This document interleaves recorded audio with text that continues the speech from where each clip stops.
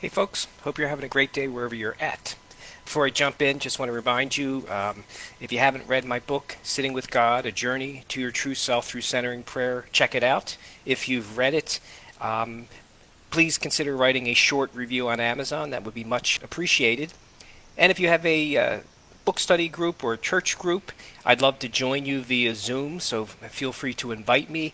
Be happy to talk about my book, talk about centering prayer, talk about any topic related to um, discovering your true self through this wonderful practice. So reach out to me. Would love to meet with your group and speak with your group. And if your book wants, if your group wants to use it for some type of study, it is available for bulk purchase from the publisher. So feel free to reach out to me, and I'd be happy to help you get a better rate for the book purchasing it in bulk. Centering prayer and journaling. I love the combination of centering prayer and journaling. I think of centering prayer as a reverse prayer. God is praying in me during this time. And what is God praying in me? Or the neat part is it's unique for each practitioner. So God perhaps is praying wisdom for tasks, inner peace and calm, nudges to get out of your comfort zone and try and do new things. Go help someone, go serve, go love someone, go show someone some mercy. God knows what you need, and during centering prayer, I believe God is praying in us what God wants us to do, the actions God wants us to take, or even, as I mentioned, it's just an inner peace and an inner calm and an excitement for life.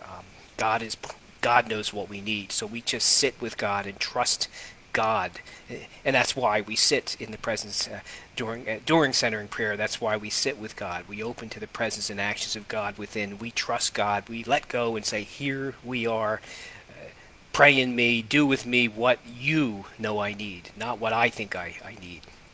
I think centering prayer helps us let go of who we are not and become who we are. The person God wants us to be. And after my sits, I liked to journal, and it's relatively new practice for me. I've been doing it since May of this year. I've always read a lot about the power of journaling, and thought someday I'll do that, and I never did it. And I'm so glad that in May I decided I was going to try journaling. So, and how it works for me is, after my sits, I just let it flow. So I might write a word, I may write a sentence, I may write a phrase, I may write a paragraph. I just let it flow, and there's no rhyme or reason. It could be venting, it could be complaining, it could be just affirmations, things I know I want to do. It could be goals. It could be just me motivating myself to do and accomplish things. So it's really whatever I feel like doing at this time.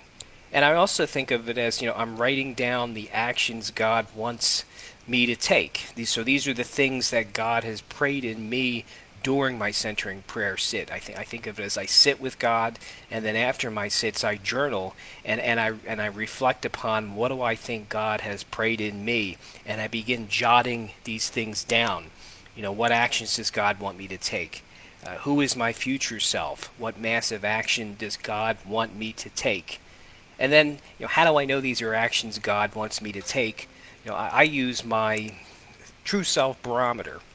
And how it works for me is there's an inner peace or calm about it. It helps. It doesn't harm me or hurt or others. And it's often outside of my comfort zone.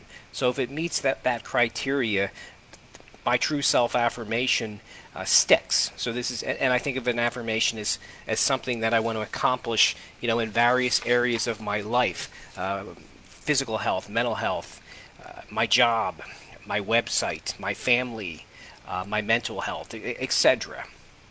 So I'm going to continue this wonderful practice of pairing centering prayer and journaling. Sitting with God, and then after my sits, journaling and just jotting down what do I think God has prayed in me.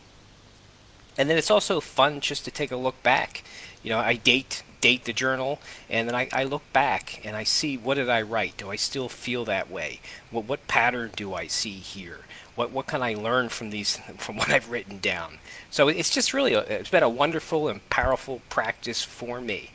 And again, there's no right way to journal, as I mentioned. I'm just letting it flow, whether it's a word, a sentence, a phrase, a paragraph, whether it's venting, whether it's setting down my goals, whether it's just motivating myself and maybe writing down the 2 or 3 things that I want to get done today and then motivating myself to get it done, or whether it's me lamenting and just reaching out to God to say, I need some help. I'm feeling down about this particular area of my life, and I need your help. I need your support. So anything goes with journaling. So I found it's been a very powerful practice for me to get things off of my head and out of my heart and mind and down onto the paper and in front of me, and then it just helps, tremendously helps. So I love the combination of centering prayer and journaling, and I encourage you to try it for yourself try for yourself as well, and see how it goes. So I hope you found this helpful. And if you do decide to pair centering prayer with journaling, reach out to me. Let me know how it's going. That's it. Much love to all of you. Hope you all have a great, great weekend.